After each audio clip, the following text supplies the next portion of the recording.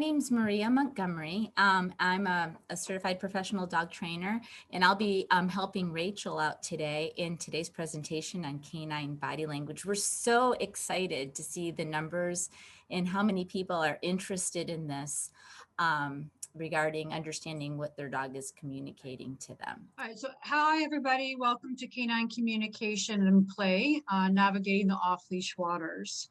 My name is Rachel Ash, and I am the owner-operator of Pawsitive Behavior Solutions, which is a company that I started with the main focus on preventing and treatment fear and aggression in our canine companions.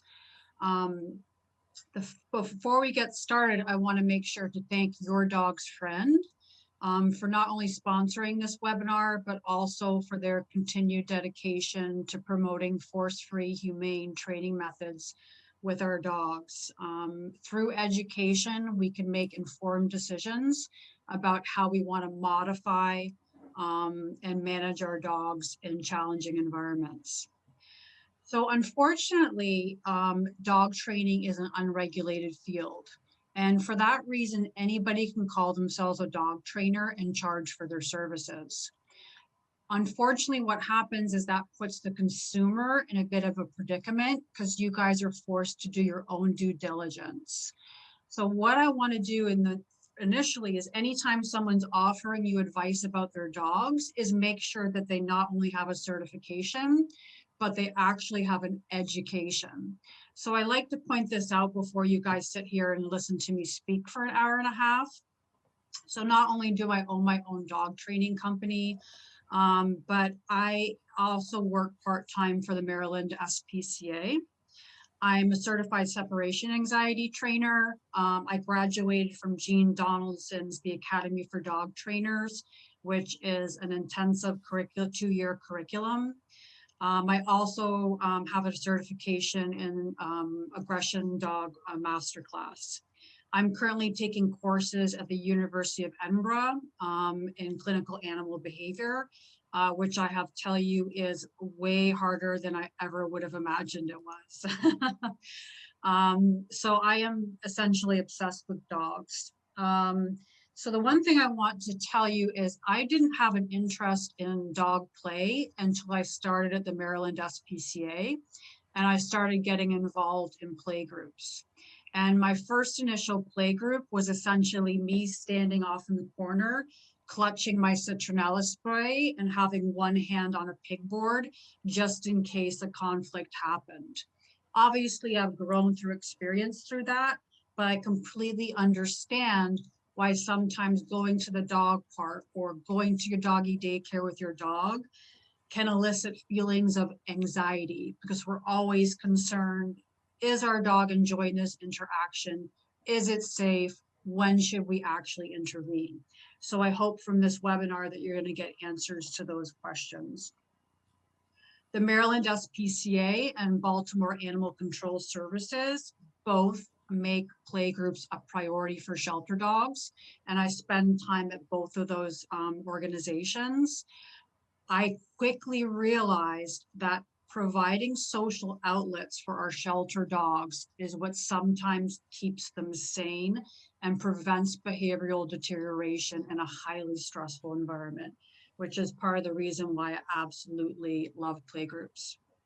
So by understanding canine typical play behaviors, not only can we promote safer and less stressful interactions between dogs, but we can make informed decisions about when we want to intervene during social interactions. Before we get started, I want to make sure that you understand that I come with a bias. And my bias is more towards intervention when I see conflict between dogs. And that, for that reason, is because of my work with Reactive Rover class at the Maryland SPCA. I know way too well that it's very, very easy to install fear in a dog, especially a dog that's unpadded, meaning has little to no social experience with dogs. So I always err usually on the side of being more conservative. Doesn't mean that I know everything. It doesn't mean that I'm right and someone who doesn't intervene during dog conflicts is wrong. It's just a bias that I have. So you might notice that with the content that I'm presenting. So just a quick overview, body language 101. So I want to make sure that everybody's on the same page in regarding the dog body language. What does a tail position indicate? What does a mouth closed versus open mean? That's the first thing we're going to review or recap quickly. The other is going to be behavior specific to play context. So what do we know about dog to dog play, and what behaviors are normal and what behaviors signify that there might be some problems. Then we're going to present some dog videos and kind of test your knowledge. And I want you to ask yourself, do you think this is play or do you not think this is play? And one of the first things I always tell people is that there's a negotiation during play. Just because two dogs are interacting with each other does not necessarily mean that they're playing. There's usually a phase where they're negotiating, trying to feel each other out to determine if they actually want to continue the social interaction. Normal, but something that we always have to recognize. And then lastly, is your dog a candidate for off-leash play? Because not all dogs are. So let's look at behavior and first define it. So what is behavior? Essentially, behavior is anything the animal does. It's not a character trait. It's something that happens in a moment, in a context. So we want to keep that in mind, because I always hear a lot of times people describing their dog's behavior as aggressive or assertive. But the first thing I ask that person is, can you please describe exactly what your dog's doing in that environment? Because that gives me the information I need to make a decision about how to modify behavior. Aggression can mean completely different things for different people. And it doesn't mean that that dog is always going to be aggressive in certain contexts. It might just be secondary to that one specific context. The other thing we have to note is that behavior is influenced by a bunch of different factors.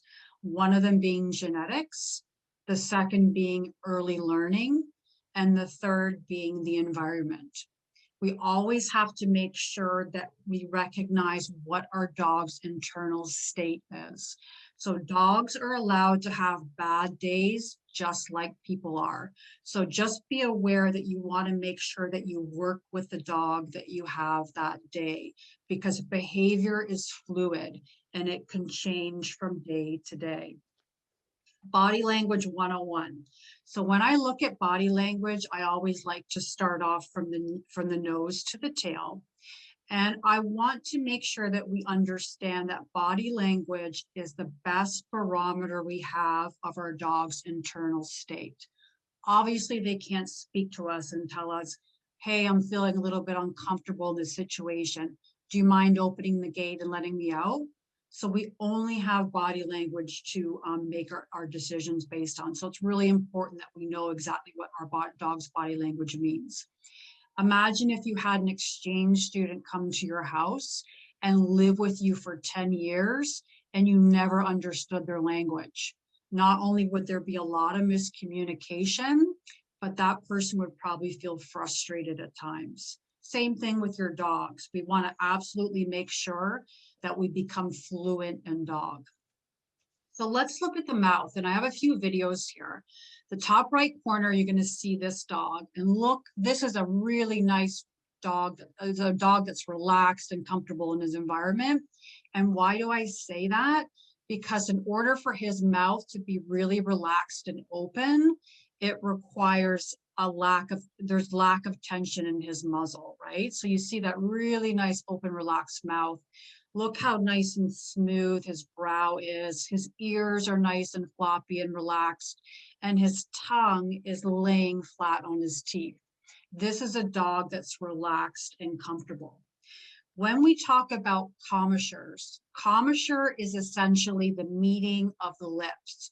And depending on the dog's emotional state, the shape of that commissure can change. So in a dog that's really relaxed, like the dog I just showed you, that commissure will look like a U shape, okay? Now we have a dog that has what we call a V-shaped commissure. And a V-shaped commissure indicates that there's tension in that dog's mouth. So that gives us another indication of this dog's internal state. What else do we see in this dog on the top right? We see a lip lick, we see averted gaze, we see a little bit of wrinkling of his nose, and he doesn't exactly look relaxed, okay? So now that tension creates that pulled back commissure and it looks like a V shape. Now we're going to see what we call a C-shaped commissure. And a C-shaped commissure is something you usually don't want to see.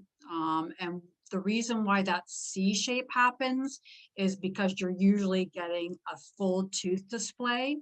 You have wrinkling of the dog's nose, and you have that tongue actually retracted back. Before dogs bite, they will usually typically retract their tongue, so not a good indication. The other thing we see is what we call lumpy whisker bed.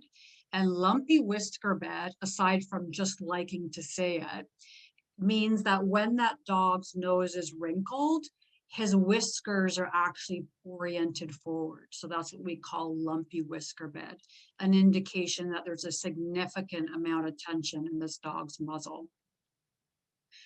Ear position. Now, I love this picture because it shows 3 different ear positions and dogs with 3 different emotional states. So typically when we see ear positions, in the middle, you can see that dog, if their ears are up and rotated forward, that is a dog that's alerting to something in their environment. We see the dog to the left of the middle dog. You can see his ears are kind of mid-level. They're oriented down. This is a dog that's conflicted, a little bit unsure about something in their environment. The other thing we'll often see with dogs that are conflicted is we might see a flickering of their ears going forward and then backwards. You can obviously see the dog on the right is worried about something in his environment, and you see that ear position change. So you'll sometimes see the ears pin back against the dog's head. That's usually a dog that's attempting to avoid conflict, more concerned about something in his environment. Eyes is a really nice indicator. So the lab on the left side, you can see his eyes almost look almond shaped, and he has some really nice loose and relaxed body language along with that eye. At the opposite token, you can see that black dog is what we call hard eye. And hard eye is something that I almost feel versus something that I can describe. And usually it's accompanied by absence of movement. So if a dog is not moving and making sustained direct eye contact at me, that's going to be a lot more concerning to me versus a dog that's actively barking and lunging and being very clear about the request for space. The dog in the middle is what we call whale eye. And whale eye is essentially when we see the white of that dog's eye. And the reason why we do in this context is because the dog is, his head is oriented towards something, but his eye is tracking something else in his environment. And as a result, we'll start to see the white of that eye. The other time that we see whale eye is actually during play, and it's what we call accompanied with what we call happy face, and we'll review that. Happy face is essentially a really exaggerated expression in dogs during play. Now we're going to talk about tail positions, and this is something that usually people rely a lot on, and it does usually give us really good information about a dog's internal state. This is a little dog, and you can see here when we talk about tail position is we want to know what is your dog's baseline. So depending on what your dog's baseline is, we're going to be able to figure out if it's below baseline, is it above baseline, because it means different things. And then we describe the tail position according to their spine. Where is it in relation to their spine? So with this particular dog, we see a low tail carriage, so below spine level, and we see a pretty wide berth, rapid wag. So wide berth, low tail position, rapid wag in a dog usually indicates concern or conflict, okay? The other thing you do see with this dog is a lot of affiliative body language, but obviously you see a lot of unsure body language, worried body language, okay? So that's what that tail position usually means. When tail positions are at baseline, so you'll see this dog, really nice, slow, fluid, wide berth wag, especially when that wag involves hips moving, that's a pretty good indication that our dog is happy and content. The dog on the top right, you'll see it has what we call a breed artifact. And a breed artifact is obviously a tail that's naturally in a high position and curled. So how do we tell if that dog's arousal level has changed based on that tail position when they have a tail that's up and curled? There's two indicators. The first with these dogs is we'll see if that tail becomes tucked, that dog becomes concerned, we're going to see a little bit of fanning of that fur at the base of the tail. By the same token, if we see that dog get aroused and that tail position go up, we're going to see less of their back, or we might see that tail even become more curled. So those are some indicators. Usually what I tell people that have a dog with a really curly tail is I encourage them to look for other signs that their dog is concerned. Ear position is a good one, okay? By the same token, just because a dog's tail is elevated above spine level does not necessarily mean that they're in a negative emotional state. It is just a sign of general arousal. Now, if that tail position is high and stiff, and you're getting that narrow windshield wiper wag, then that usually is an indication of a perceived threat. So tail positions absolutely mean a lot. So in general, when we're thinking about dogs that either want to close social distance or increase social distance, they come with different strategies. And a dog who wants to increase social distance and his message is, you go away, usually tries to make himself appear larger. So what are we going to see with this dog? We're going to see their body weight forward. We're going to see a high tail carriage. We're going to see their spine really straight versus that nice fluid C shape. We're going to see their ears rotated and up. We're more than likely going to see that mouth closed or that commissure become a V shape. And then we might even also see that lumpy whisker bed. This is a dog that's telling me he wants me or something in his social atmosphere to change. Dogs will also create social distance by saying, okay, I'll go away. And this is typically when we see dogs make themselves appear smaller. And we're also probably going to see a lot of avoidance strategy. You can see here, you can't see this dog's tail, but I imagine it's probably really tucked. And why do I say that? Because his back is really rounded. You're also going to see that body weight shift backwards. And a really good way to tell if where a dog's body weight is, forward or backwards, is to look at those rear quarters. If you see the muscle in their rear quarters really pronounced, or their paws flat or displayed, we know that their body weight is shifted backwards. And just like if you're concerned about something in your environment and you're ready to jet in case you have to, you're probably going to be leaning a little bit backwards, being prepared for anything. We're also going to see their ears back and maybe plastered forward. And we still might see that V-shaped commissure. Remember that V-shaped commissure is an indication of tension in their mouth, doesn't necessarily indicate their emotional state. Dogs are capable of mixed emotions just like people are. So think about when you go to a job interview. You can feel really excited but nervous at the same time.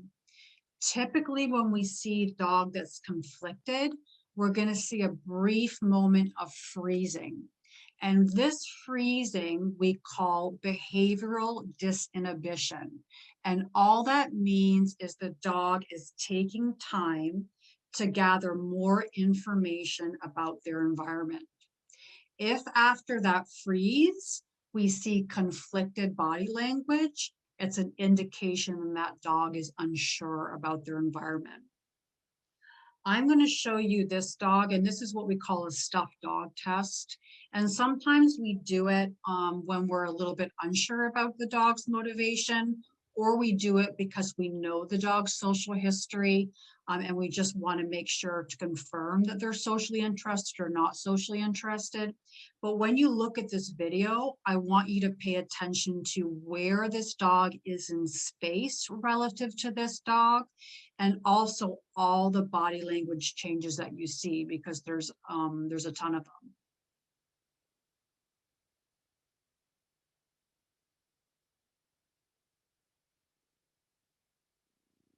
And I'm going to play it again just so I can go over with you.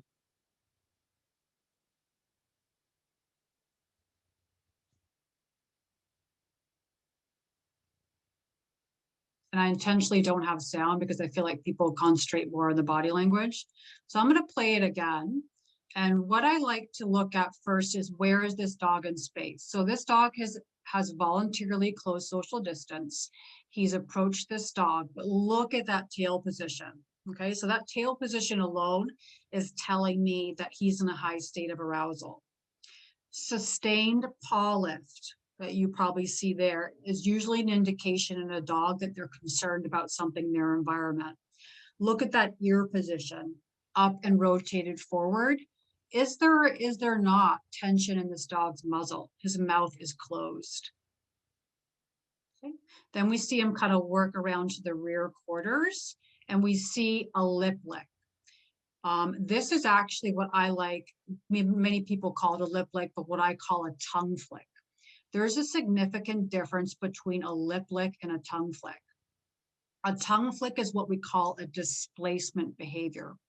And displacement behavior is a subconscious response to a dog that's in a heightened emotional state. So the human analogy would be, when you're nervous about something, you tap your toes, or you bite your nails, or you twiddle your hair.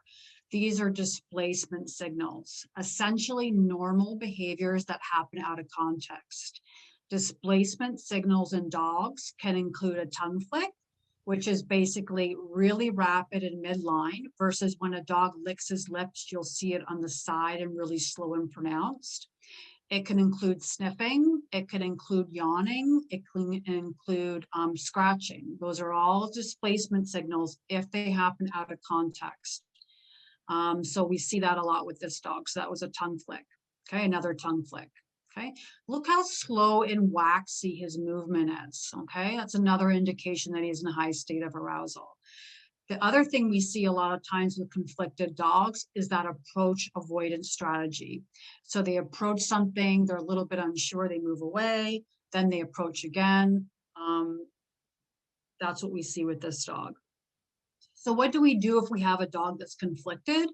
The first thing I would do is be a little bit more selective about this dog's playmates and make sure that I pair him with socially skilled dogs that are a little bit more on the low key side. Conflicted dogs usually gravitate towards these dogs anyway. I usually avoid pairing them with really high energy, rough and rowdy players. So the first question a lot of people have is, so let's just work them out. I mean, dogs can resolve conflicts all the time. Why don't we just let them, even if they get in a conflict or a disagreement, let's just work it out. Let them do it at their own. And there's one thing that I would say to that, and there always comes with a risk when we let dogs escalate, or what we call climb the aggression ladder, to get their message across. Dogs have subtle ways of telling other dogs that I'm not comfortable. And those are called cutoff cues. Now, sometimes that dog will respond to that cutoff cue and sometimes they won't. But if we have a dog that's requesting space and another dog that's not giving him the space that he's requesting, a lot of times we'll see that dog get more obvious about his request for space.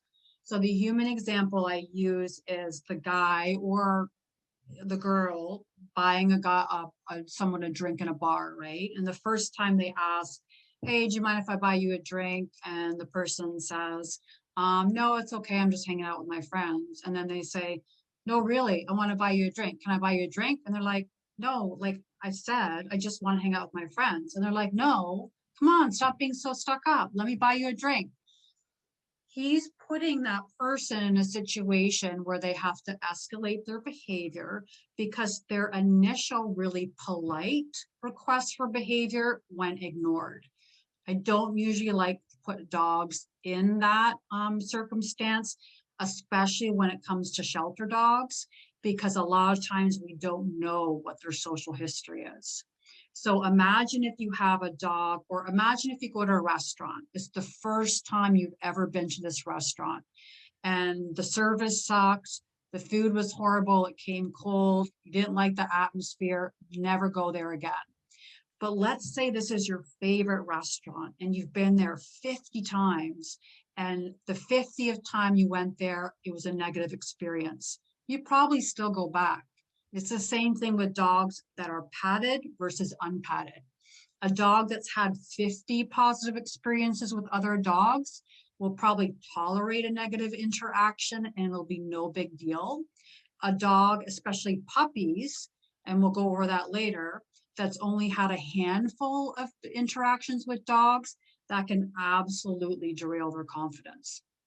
Again, which is why I always err on the side of preventing the installation of fear.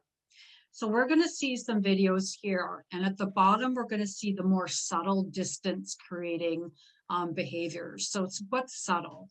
It could be a little bit of avoidance. It could be a dog averting their gaze while they're licking their lip. It could be just turning their back a little bit. Okay, so this dog obviously tried to mount that dog and that dog was like, no, thank you, and then runs off in the other direction. Perfectly acceptable, but he was giving a clear signal to that dog, I don't enjoy that, please stop it. Okay, so that's more of a subtle signal. Now we see more obvious distance increasing signals. Look, now we're talking about a hard eye. Look at that eye. Like that is definitely a dog that's saying, don't even think about it. I'm not interested. Okay, we're going to play this again. Okay, really hard stare. Like, and then how many lip flicks or tongue flicks do you see? Despite that really obvious, I don't want to interact with you, the other dog, yep, he stops for a second, but then he ignores it, right? And that's when I would absolutely intervene, because this dog is very clear about, I don't want any of it. And if the other dog is ignoring his signals, this is when that dog's going to be put in a situation where he's going to have to escalate his behavior to get his message across. This is now a more obvious one. These are the ones that people usually really pay attention to because they're hard to ignore. This is what we call an air snap. And all an air snap is basically a bite that doesn't make contact. Again, this dog has become uncomfortable enough to where he has to be offensive about creating social distance. And that's why you see that air snap, okay? The other thing I want to point out is, how do we think this dog feels that he has to escalate to that point to get his message across? So think about when you're intentionally trying to create space from something or say a polite no thank you and someone continues to ignore you. When you said the polite no thank you initially, it was no big deal. You probably didn't feel uncomfortable. But as you have to start getting more overt about your message, it's an uncomfortable feeling when that happens to you. So just think about that when we're talking about putting our dogs in social situations. So what is communication? Communication is basically the sender emitting a signal to the receiver to modify their behavior. And it usually comes at an advantage for the sender, right? Or else the signal wouldn't take place at all. So just keep in mind that that's actually what communication is about. So what do we know about play? We actually don't know what the functional significance of play is, but a lot of people think, trainers, think that not only is it obviously physically enriching, but the skills that or the behaviors that they use during play are what we call life skills. And we'll go over that in the other slide. Like I said before, there's usually a negotiation period during play. And sometimes, especially if one dog does something really rude or obnoxious, you might also see a reconciliation or an apology for, hey, I'm sorry, that was really rude. And we'll go over those play signals. Don't forget about play with humans and novel objects. That's also a really important factor when you're talking about providing enrichment for our companion dogs. If your dog is not interested in playing with other dogs, number one, it's normal. But number two, there's so many other ways that we can incorporate play into their life with both people and novel objects. One thing I always like to tell people, especially people that have dogs that are past social maturity. So social maturity in dogs essentially happens when they're about 2 to 3 years of age, depending on the breed. And there's three things that happened. The first is that their social needs change. So they play less overall. So if you have a dog through puppyhood and adolescence that wanted to go to the dog park all the time and absolutely loved it, played until they were exhausted, it was the best thing ever. And then they get to around 2, 3 years of age, and you notice that they're kind of snarking off dogs that are rude or high energy. It might just be that your dog's social needs have changed. The other thing we notice with dogs after social maturity is they get pickier about their dog friends, what we call dog selective, and they're more apt to snark off rude or inappropriate dogs.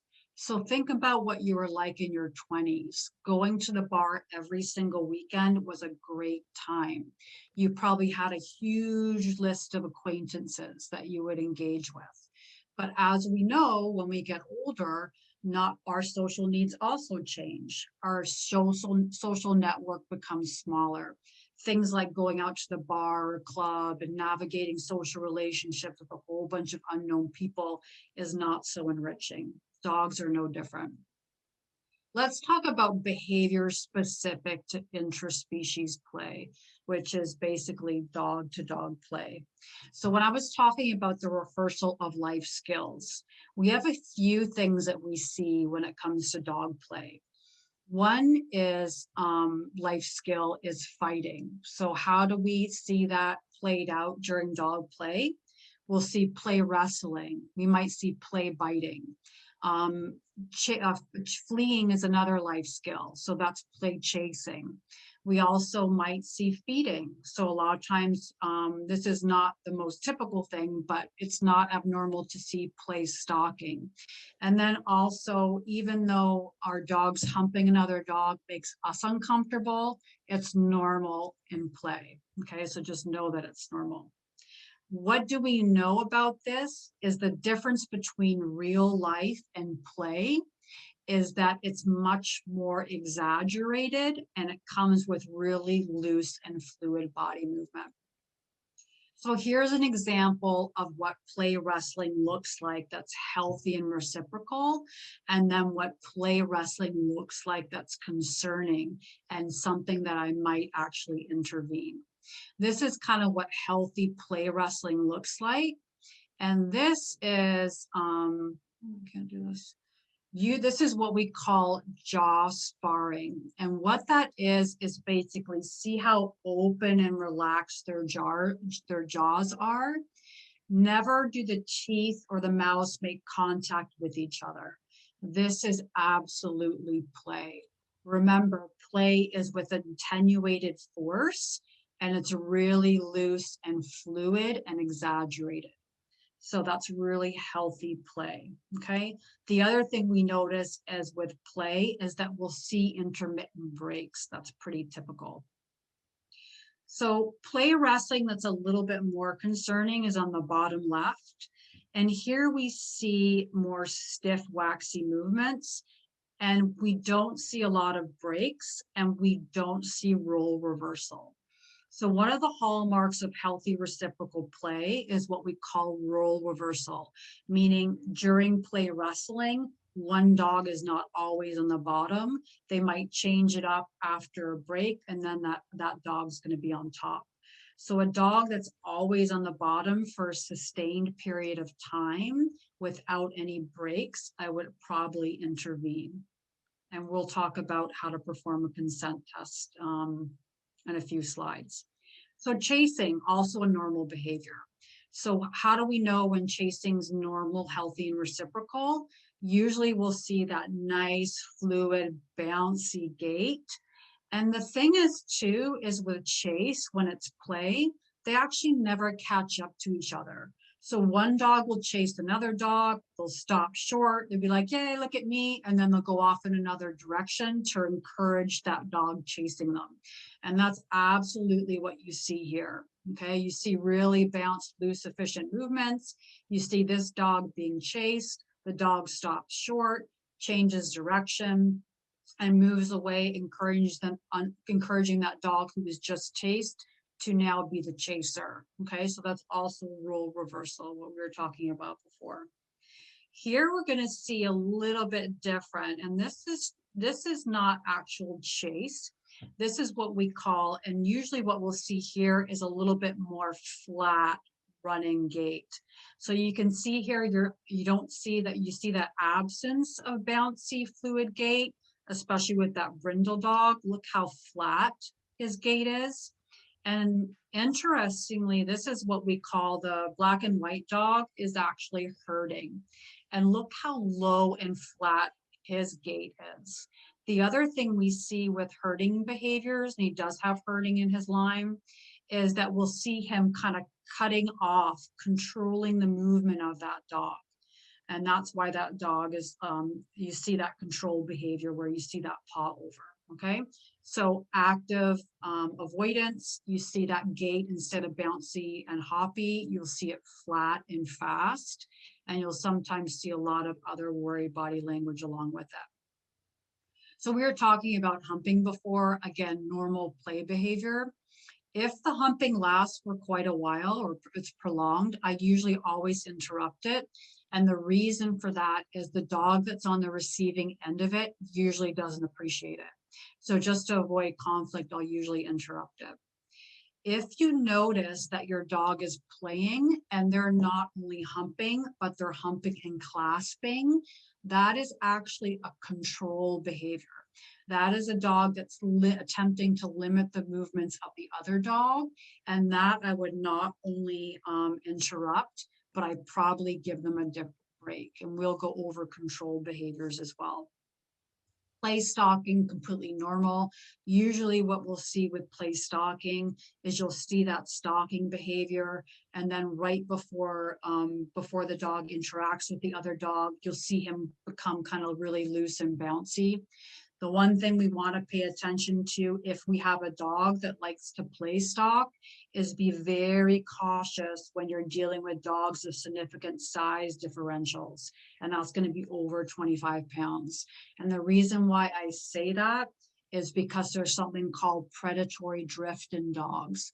And what that is when a smaller dog starts to behave like a prey object, meaning they maybe squeal when they're a little bit concerned about something in the environment, or they might have a weird kind of gait. That once social companion can very easily turn into a prey object, and it happens like that. So all the time, dogs that have a significant size differential absolutely always have to be strictly supervised if they are going to interact. So how do we know when to intervene? What are the red flags during play? The first one is what we were talking about when you see that gait become really flat, especially if we have two dogs chasing one. When we have significant size differences, if I always tell my clients, if they ever go to a dog park, a big dog park, and someone comes in with a little chihuahua, I tell them leave, okay? Because that can potentially be a disastrous situation. The other thing we see is avoidance, and avoidance with dogs, especially in dog parks, can look a little bit different. So obviously the avoidance that we all see is that dog moving away from the other dog. But if the dog is attempting to do that and his message is not getting across and dogs continue to follow him, you might see that escalate. You might see that dog walking the perimeter. You might see that dog focusing on the gate and looking outside of the dog park. Or you might see that dog interacting with people, especially if they put their two front paws on you, asking or requesting help. Those are all the things you want to look for. So if we have a dog, let's say we have two known dogs that are playing and you're really not sure about the interaction, you're like, well, it looks okay, but I'm really not sure. First thing I do is encourage people to perform what we call a consent test.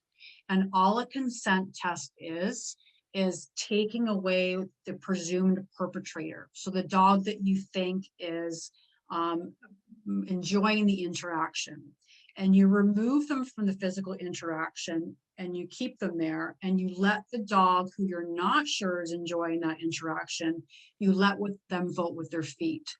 If you remove that dog and the other dog comes back for more, there's your answer. You know that they were enjoying that social interaction. By the same token, if they move away and never return to that dog, that's also our answer. We know that dog was in fact not enjoying that social interaction, and we should provide them with the space they need to feel comfortable.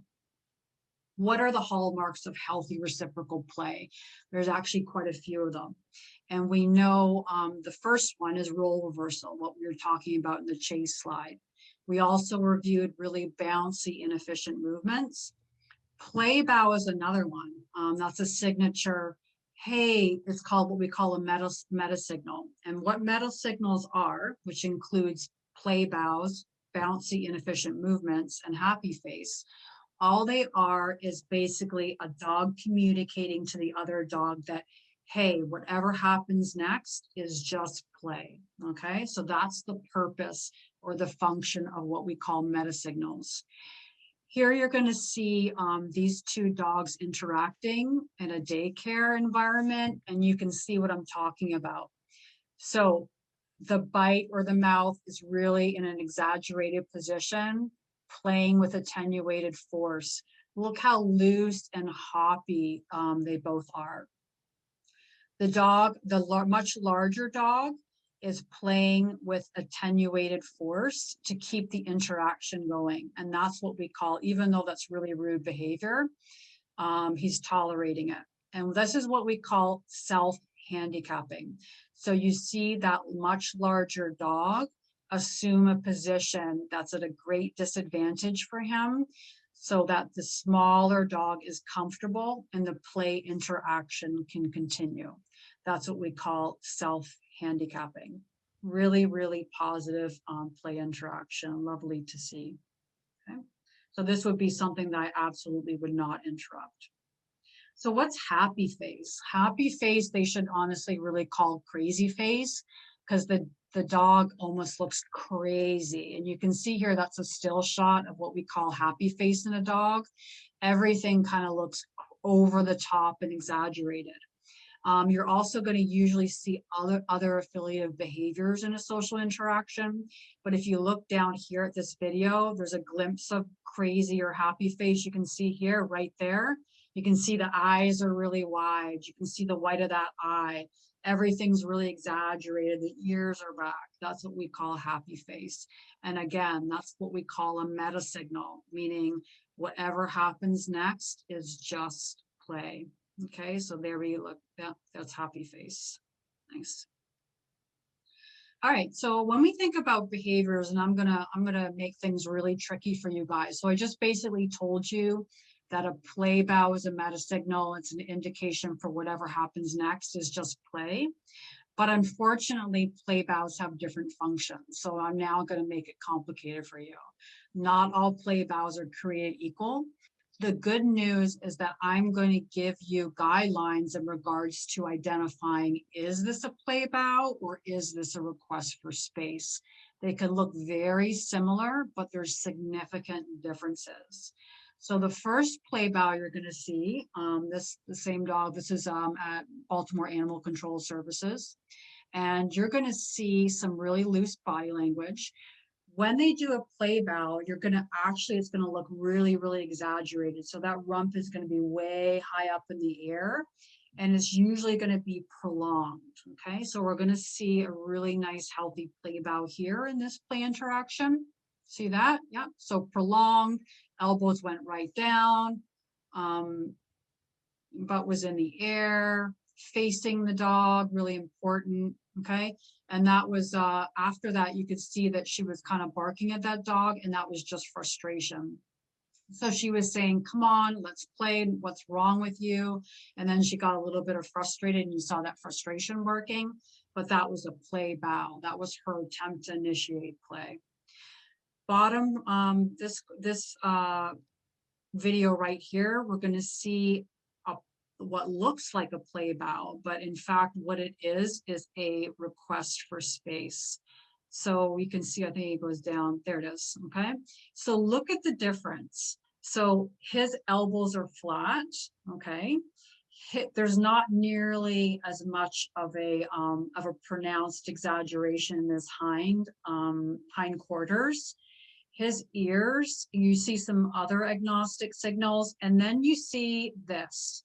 You see him gaze, and you see him move away, okay?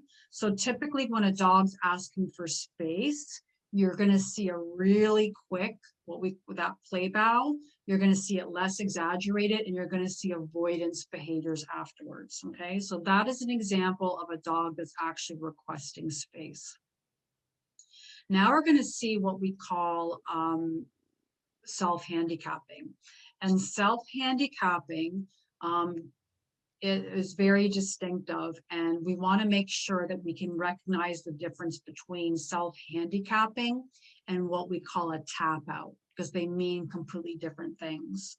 So the top right corner, we're going to see a really nice example of self-handicapping. And remember from our previous slide, all self-handicapping means is that the dog is playing with attenuated force, usually the much larger, stronger dog, in an effort to keep that social interaction going so that other dog feels comfortable, okay? This is a nice example of self-handicapping. Look how relaxed that dog is. The other thing we want to pay attention to is that dog's body position. So his body position is actually parallel to the ground. It's not directly up. And a lot of times we'll also see a full genital display because their legs will be usually really relaxed and floppy.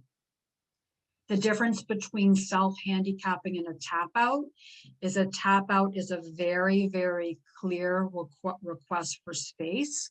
And we can also see this typically with dogs and human interactions. So I actually just saw it this morning. I saw a dog that went over on his back, and the person assumed that he wanted a belly rub. And when he started to do it, you could see very clearly that it was not a dog requesting a belly rub. It was actually a dog that was overwhelmed, requesting space. And you're going to see a few key differences here. The first is that usually with a tap out, the dog's back is plastered or adjacent to the floor. His limbs are going to look a whole lot stiffer. And what else do you see from this picture? Look how tucked that tail is. That's a dog that's protecting his genital area, and usually you'll see the legs move a little bit closer. And then the speed at which this dog gets back up is also a clear indicator that this dog wanted space, okay? So this is an example of a tap out, okay? Back against the floor, tail tuck, stiff limbs, really quick movement out of that position when he has an opportunity to. Okay. So now we're going to talk about role reversal. And again, on the top right, we're going to see a really nice example of role reversal. So it applies in different life skills as well. So we'll sometimes see role reversal in wrestling. So the dog on top will become the dog on the bottom. We'll also see role reversal during games of chase. The dog that's chasing will sometimes they'll reverse and then they'll be chased. So this is a really nice example of role reversal with dogs that are play wrestling. So you see that kind of dog flop, and then you'll see the other one flop. So really nice. What else do we see? Loose, really fluid body movements. We see the mouth really open and exaggerated. We see kind of little micro breaks. So really nice example of healthy play. Now this is a dog. This is an example of chase. Let me stop this. Okay, again, we're looking for role reversal. So if that dog's always being chased after a prolonged period of time, we want to look for other signs that this dog might be a little bit stressed and might be not being chased, but what we call active avoidance.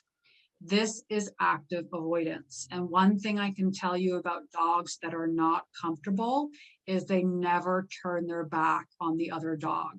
And you can see here very clearly that this dog will never turn their back on this other dog, okay? You also see a little bit of a tongue flick there. This is what we call, this is not chase, a game of chase. This is active avoidance, okay? So conflict reducing strategies in dogs we're going to cover. And what's the function of them? The function is usually to postpone or break off conflict. And depending on if it's an appeasement or displacement behavior, it can also mean to reduce conflict and facilitate a social interaction. So we're going to see a couple examples of this. So this is basically stop it, please behaviors. So stop it, please behaviors, or what we call cutoff signals in dogs, can be something as subtle as a dog turning his head away from the other dog mid-play. It could be dogs playing and then all of a sudden something interesting on the ground is going on and you start sniffing. It can be what we call muzzle feigning. And what muzzle feigning is when dogs are playing and they're motioning their muzzle in towards the dog to create space. And the other thing we sometimes see is what we call splitting. So all splitting is basically when you have three dogs, two dogs are interacting, the other dog, the third dog is uncomfortable with the interaction and they intentionally move to separate those dogs. So the first example you'll see here is a stop it, please. So what you'll see here is then that's a tap out. So look at the tail position. The limbs are really stiff. And you see that pause and that dog averting his gaze, okay? That's a request for a break and space, okay? So tap out followed by quickly getting up, okay? Giving distance, averting gaze, and choosing not to interact with that dog again. That is a stop it, please behavior. We're also going to see a really nice example of what we call splitting. And this dog is a beautiful splitter. Okay, so you can see here very easily that she intentionally moves in between these dogs, more than likely because she's uncomfortable with the intensity of the interaction. She's a great diffuser. Okay, so that's an example of splitting. So appeasement signals, what are appeasement signals? Appeasement signals are actually a way dogs avoid conflict and facilitate a social interaction. And you're usually going to see some specific things with appeasement signals. A lot of times you'll see more of a lowered head position, lowered body position. A really typical thing that you'll see with appeasement is that dog might be in a more submissive position, but they're also kind of licking that dog's muzzle. That's also a really good indication of appeasement. You're going to see an appeasement signal here with these two dogs. And again, the function of it is to avoid conflict and facilitate a social interaction. Okay. You'll see that. Okay, so lowered head position. I don't know if you missed it or not, but there's a little bit of a tongue lick there, and then lowered body position. Here's another example of appeasement. So this dog approaches, this dog goes into more of a submissive position, head lowered, body lowered. That's an appeasement signal. Okay, avoidance of conflict, facilitating social interaction. All right, displacement signals. We talked about this briefly before when we were mentioning normal behaviors that happen out of context. And the function is to return the animal to a calm state.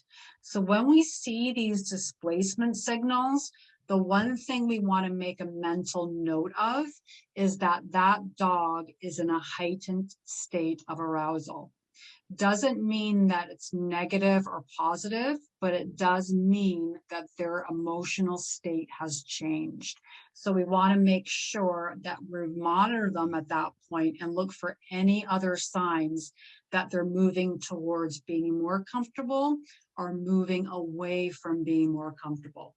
So this top right video right here, what you're going to see is a displacement signal. Oh, the other one thing I was going to tell you is that the other really cardinal sign of another example of a displacement signal is what we call a shake off. And you guys probably see it all the time and don't really realize what it functions as. But typically a shake off, so a dog shakes off after a social interaction with either a person or a dog. Usually what preceded that shake off is inherently stressful for that dog.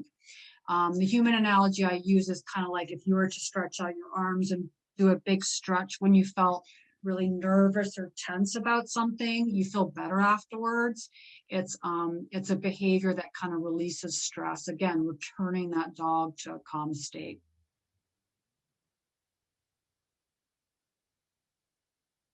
Okay, so he gets up, you see some avoidance moving away, and then you see a shake off, okay? So in that and then he starts sniffing the ground, another displacement behavior. So we'll take another look at it. Okay, so he gets up, he's uncomfortable, moves away, shake off, and then all of a sudden sniffing the ground becomes really interesting despite this other dog in his space, okay? So displacement signal. You're going to see another displacement signal here. Okay, so that was a shake off. Okay. Again, usually comes after a stressful interaction. The other function of a shake off where you sometimes do also see it is a transition behavior. So basically a dog moving from one activity to another. But if you notice that right before that shake off was a potentially stressful interaction, more than likely it's functioning to calm that dog. Okay. So this is another aspect we a lot of times will see with dogs, and it's what I put in the category of controlling behavior. And there's very specific things dogs do if they're uncomfortable with the intensity of the interaction. And it's kind of saying, could you please calm down? You're making me uncomfortable. Could you stop it now? Okay, so that's the function of what we call controlling behaviors. Examples of controlling behaviors in dog-to-dog play is a sustained chin over. So when that dog temporarily rests his chin over another dog's back, you might see that dog put a paw over another dog's back. And then again, the humping with clasping is significant. That's a control behavior. That's not a normal play behavior. We're going to see a really nice example of a chin over. That was a chin over. And that's a chin over right there, okay? Okay, so we're gonna see it again. Chin over. Another chin over, okay? That's a really nice, clear example of a chin over. That's a control behavior. Okay, this is another example of a control behavior, but this is now the paw on the back.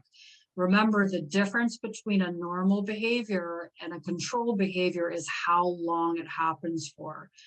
With a control behavior, it's usually sustained. And a lot of times, the only reason why it comes to an end is because the other dog moves away and becomes uncomfortable with it. What would I do if I saw a control behavior? If it was in a playgroup setting, I'd probably give that dog space and take a break and let them interact again. If it proceeded, I would probably make a mental note to pair that dog in the future with probably a dog that was less energetic or less over the top, because I noticed that with dogs that are a little bit conflicted or they're more selective about their playmates, they sometimes have a harder time with those dogs that come into the play yard and they're like, let's party, let's play, let's do whatever, yay, this is going to be fun. And the intensity sometimes makes them uncomfortable. So I would pair them with dogs that were a little bit less high energy, more soft. All right, so we're going to show some examples of is this play. And just based on what you've learned so far, I just want you to look at this video and think about all the things that we know about dog play and make a decision for yourself. Is this healthy reciprocal play? What do you see that makes you think it is? And what do you see that makes you think it's not? And if you think it's not, would you think it's concerning enough to intervene in this interaction?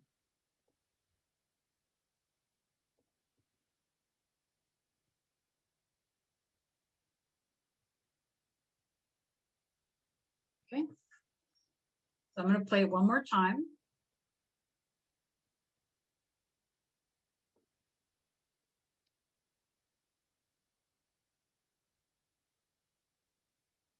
And I'm helping you guys out because this is in slow-mo.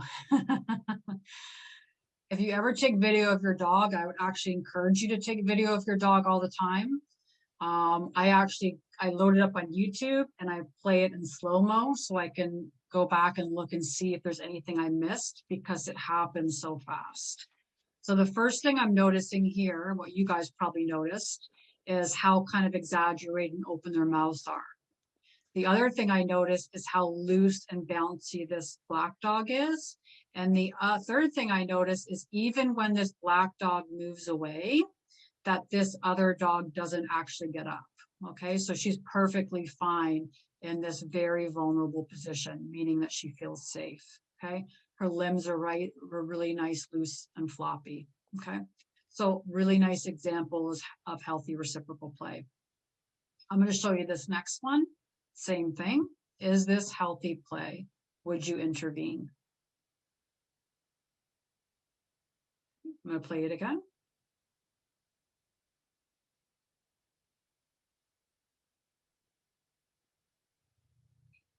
So what we see, as you probably imagine, so we can see that dog, that black dog, is pretty interested in having a social interaction with this terrier, but the terrier is not so interested in this social interaction.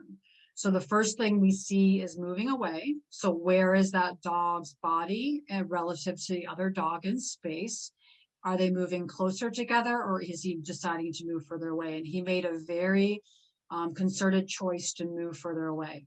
The other thing we see is all of a sudden the ground becomes really interesting. Okay, so remember we were talking about displacement signals, attempts to move them back to baseline, meaning that this dog's emotional state has changed. The other thing we see is that when this dog does make a really good choice and decide to move away when he's uncomfortable with this social interaction, that black dog basically ignores him. And as a result, you see this little lip curl. Okay, so that's more offensive display in order for him to get the space he needs to feel comfortable. I would interject here. And why is that? It's not because I think they're going to get in a fight. It's because I know that I have one dog that's ignoring the very polite request of another dog for space.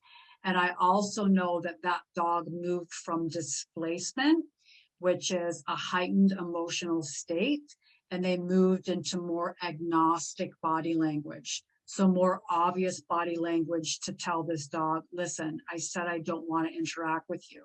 So we put this dog already in an uncomfortable situation where he felt like he had to escalate to get his message across. I know that if this continues and that black dog continues to ignore his obvious signals that he wants space, that we'll probably see this terrier continue to escalate. Okay, so that's exactly why I'd probably intervene in this situation. So are all socially interested dogs candidates for off-leash play? And the answer is no. And there's some very specific problems we have. So it's not just enough that, hey, my dog loves all other dogs, I should be able to take him to the dog park and just let him play. Doesn't really matter what his behavior is like. He's socially interested, that means he gets to play. And that's not always the case. So there's 3 behaviors that I commonly see with dogs that routinely get into conflicts with other dogs. One of them is a play skill deficit. So dogs' inability to read other dogs' body language effectively and act accordingly. Typically, I see play skill deficits in dogs that have been under socialized. So when we talk about socialization in a dog's life, socialization is a critical period that typically runs between about 3 to 14 weeks. And it doesn't mean that 14 weeks in a day, socialization ends. You can't do anything about it. It just means as the dog gets older, they become less plastic. Okay, the ability to learn becomes less. They can still make associations, but we're not going to get the same bang for a buck when they were less than 14 to 16 weeks. So during that time, we want to make sure that puppies are exposed to not one dog. We want to make sure they're exposed to 50 dogs because we want to make sure that they have positive experience with so many dogs that they generalize really warm and fuzzy feelings for all dogs. If we have a dog that's lived with a dog or has one social playmate during that time, we absolutely know that more than likely when they finally do meet an unknown dog, we're probably going to get a fear response, okay? And that's where you see a lot of times play skill deficits, dogs that are under socialized. The other thing I routinely see is impulsivity. And impulsivity is actually something that we know is genetic. It has a genetic correlation, and we'll go over that slide in regards to what that means. And then bullying behavior. Bullying behavior, I've seen quite a few times, and it basically is a dog that targets other dogs for mistreatment. And the thing that I want to make clear is that the dog who's doing the bullying is having the time of his life. He's not upset. He enjoys doing it. Unfortunately, there's 2 dogs in a social interaction. And if I have a dog that enjoys bullying other dogs, and I have a dog who's on the receiving end of it, I'm going to interrupt it because I absolutely want to make sure that both parties are enjoying that interaction. It's not fair to have a dog that's put in a situation where they're always being bullied. The next question I would have would be, okay, so let's say my dog presents with one of these problems. What can I do about it? And the answer is you absolutely can modify play behavior, but it is not something that you can do overnight. It requires a lot of consistency. And it requires a trainer that can recognize what subtle cutoff signals look like in other dogs, because that's going to be our cue to call a dog away. The other thing I would say is if you have a dog that's older, I probably would not invest a whole chunk of my time and resources into modifying play. I would only put those resources with a dog that was young, extremely socially motivated. Like the thing that they like to do best in this world would be to interact with other dogs. I would put those 2 things as my litmus test for, are we going to invest all this time and resources into modifying play? This is an example of a dog with a play skill deficit. The one dog in this equation is on the receiving end of a little bit of mistreatment, is under socialized. So this is the only dog he has access to. And unfortunately, a lot of times what that means is, especially with young dogs, is that even if the interaction is negative, you're going to see them repeatedly going back to more because they're so starved for social interaction. Very common. So we have an under-socialized dog. Keep in mind too that play behaviors are innate. And what are innate behaviors? Essentially, that means that it requires no prior learning. But we also have to recognize that these behaviors are absolutely shaped with experience. So just because a dog is born with a play bow, it requires experience with different dogs in order to know when to implement that play bow, when that play bow should happen. That's absolutely shaped with experience. And then obviously with dogs that have play skill deficits, if you've done a really good job at socializing them adequately, we want to make sure that we're providing them with social opportunities all the way through adolescence. It's not like when that dog reaches 14 weeks, socialization ends. Absolutely, we want to continue it on until their adolescence. So this is an example. This is not play, but this is an example of what play looks like for this, this under-socialized dog. Okay, so you're going to see a lot of avoidance behaviors. You're going to see a little bit of an appeasement gesture from that dog. You're going to see his body weight way lean back. Okay.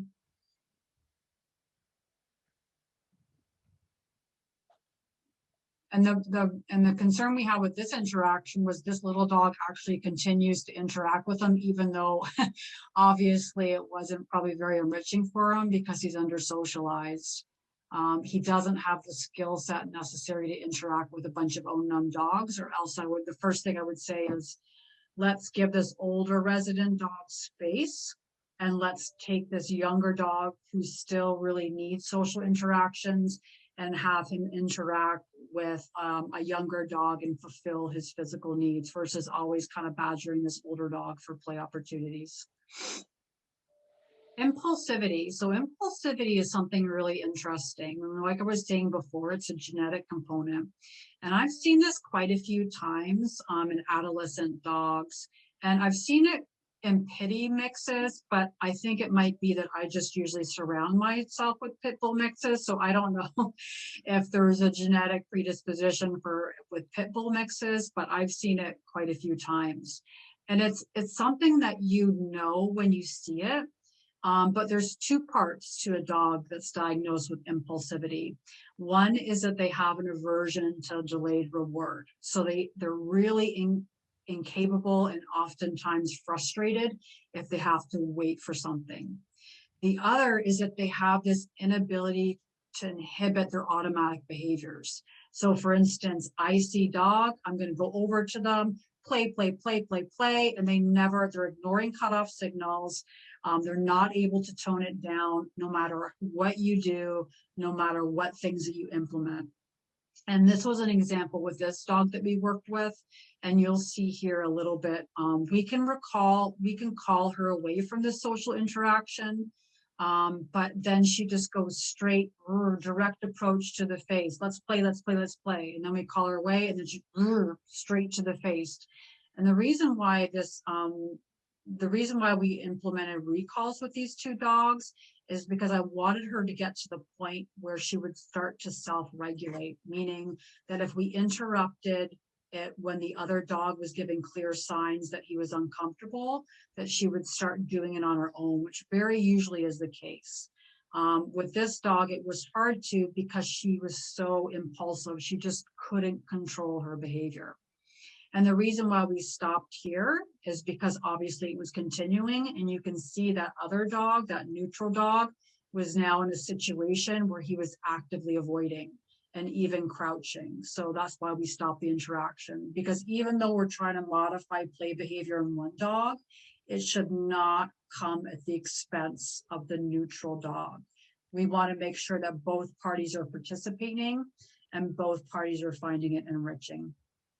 So that's what impulsivity is.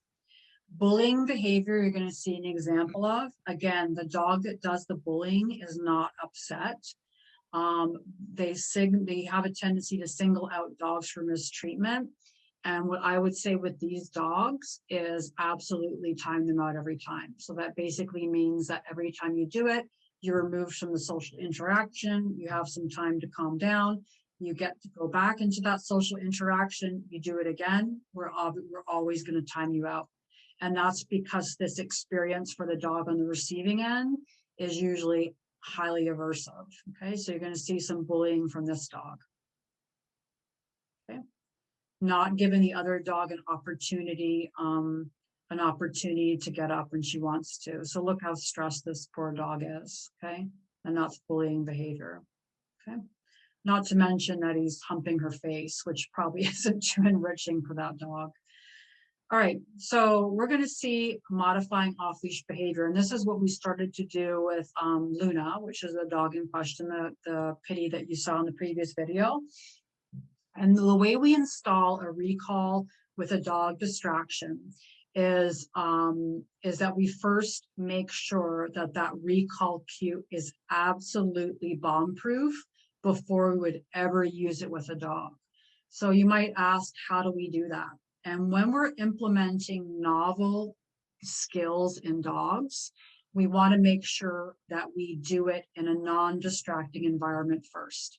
So I like to think about it like a math problem. If I'm teaching a dog sit, then I'm going to install it first in the home without distractions.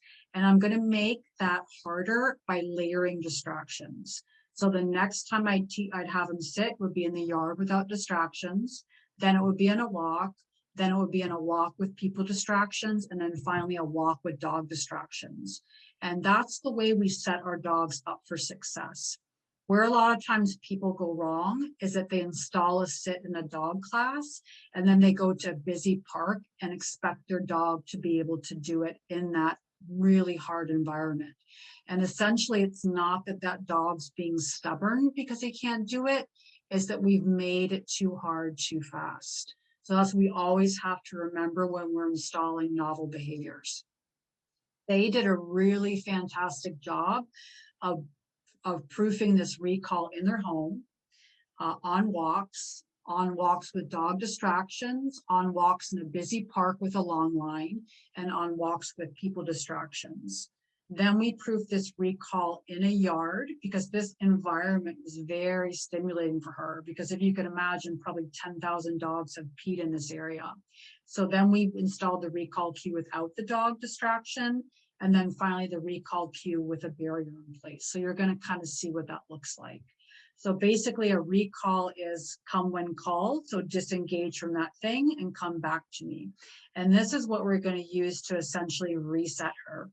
And remember what we were talking about, the test for resetting her is number one is if her arousal level gets way too high.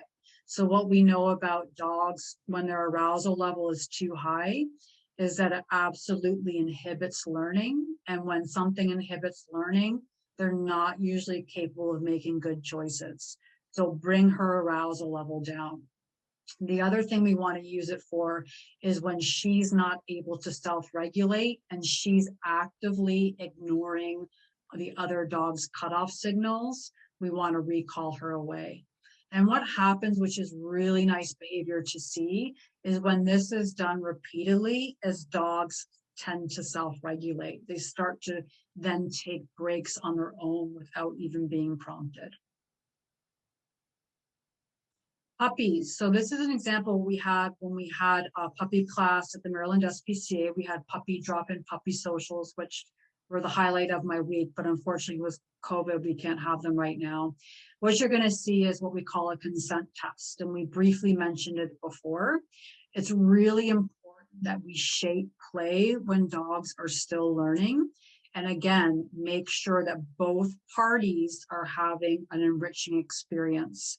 We're dealing with puppies. So remember with puppies, they come unpadded. So we want to make sure that during this vulnerable time that we only pad them with really positive experiences, because down the road, when they do have a negative experience with another dog, it's going to be no big deal because they've had 50 really positive experiences. So here we're going to see what we call a consent test. Essentially, if we're unsure about the interaction, we're going to restrain one dog, okay? And we're going to let that other dog vote with their feet. So you see here in this situation, the larger shepherd mix, she actually moved back into the interaction. So she was basically voting with her feet and said, okay, yeah, I'm fine. I want to play, okay? And we're going to see it again because that little terrier, even though he's smaller, he's a rough and rowdy player and can very easily intimidate other dogs, okay? Now you see a little bit of a tuck and you see her retreating, which is why exactly we implemented that second consent test. And this time you see that she actually didn't really quickly return. There she did. So that's when we institute a consent test. Really effective way to figure out if both dogs are consenting in play. The reason why it's so important to make sure that every play experience with a puppy is super positive is because the stakes are really high. Dogs are very vulnerable to negative experiences during this critical period. So I would never advise somebody to let dogs work it out or put a puppy in a situation where an adult dog is basically teaching them manners, okay? That's absolutely not something that I would do. Has to be really, really super positive. And that's everything with a puppy. So on-leash greetings. There's a couple things that we want to know about off-leash greetings. So on-leash greetings. Sorry, the first thing is that there are inherent risks, okay? Just so you know. So when we think about normal natural greetings in the canine world, we basically have two dogs that are approaching each other with a nice C-shaped spine, really loose fluid body movement, and they're mutually sniffing each other's rear quarters. That's a really nice normal greeting in the dog world, okay? It's also usually pretty short. Doesn't necessarily always lead to play. Sometimes dogs just like to sniff and investigate and then move on and do their own thing. But with on-leash greetings, the reason why it's a little bit riskier is because we have now usually dogs that are approaching each other nose to nose, okay, so face to face, sometimes with direct eye contact. And then we have two leashes. And what we know about barriers, and leashes are one of them, fences, gates, leashes, they're all barriers, is that they can absolutely augment dogs' emotions. They can change the way they normally behave because we have essentially restricted their ability to move freely. So we also want to keep that in mind. The other thing that I remind people about is that if you're approaching an unknown dog, you don't really know what that dog's social history is. And you don't know that owner's or that guardian's ability to manage that dog if an altercation happened. So this is an example of an on-leash greeting that went really well. You can see that kind of really nice mutually sniffing and investigating, really nice C-shaped spines, and then they go about their way. That's a perfect on-leash greeting. And if dogs didn't disengage after a few seconds, I actually encourage people to happy talk them away, just because prolonged on-leash greetings usually don't end well. So I always like to say, my saying is nothing good happens after midnight, nothing good happens after 2 seconds of an on-leash greeting. So it's basically, if you do want them to do it, then I would highly encourage you to sniff, sniff, sniff, and then happy talk away. Okay, that would be the ideal on-leash greeting. This video, you're going to see an off-leash dog paired with an on-leash dog, which is even probably worse than two dogs that have barriers attached to them. You're going to see that initial sniffing, but then you're going to see what we were talking about, see that sustained paw raise. And what do we know about sustained paw raises? Is that it's an indication that a dog's concerned about something in their environment. We've also now got nose-to-nose greeting. The other thing you notice with this dog with the sustained paw lift is look at where her weight distribution is, okay? Definitely on the hind quarters. Okay, and then you see a lunge. Okay. Right, and then she disengages, which is really nice. Okay, so just know that with on-leash greetings, always guardian's choice if you want to do them or not, but there are some inherent risks that you want to be aware of. Doggy daycare. So I get this question a lot from clients. What do I look for? How do I know if it's a good doggy daycare? The first thing I like to say is that I really like that they would have an evaluation on board instead of just show me your vaccination records and then, yep, go in and play with 15 dogs. I really want to have them take the time to actually assess the dog and determine if that dog is in fact socially interested in interacting with dogs.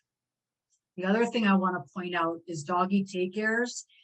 If they spend the whole entire day there, it's kind of like dropping you off at a disco or a nightclub for 8 hours and expecting you to socially navigate complex relationships with unknown people. How exhausting is that? And people love it because they're like, oh, my dog loves doggy daycare. He comes home and he sleeps for like 24 hours. And it's because he's probably emotionally and physically taxed. So if I had a choice, I would say, drop them off for 2 hours, have them socially interact with other dogs. Or if you need them to be there for the whole day, just make sure that they have that dog in a schedule where they're incorporating rest breaks, where it isn't spend this whole day with all these unknown dogs, because that's a lot for any dog. I also want to see a sufficient number of handlers to dogs.